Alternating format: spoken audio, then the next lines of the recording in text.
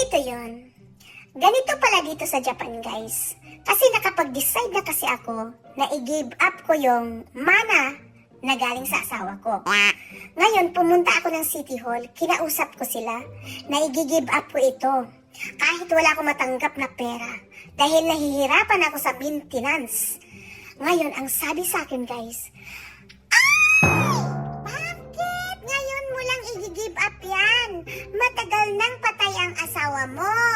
Dapat yung time na yon na namatay ang asawa mo, yung time na yon, dapat hindi mo tinanggap ang mana na yon. Dahil mapunta yon sa amin kung hindi mo tinanggap. Ngayon, nakalipat na sa pangalan mo, hindi na kami pwedeng uminter dyan. Kaya guys, pumunta ka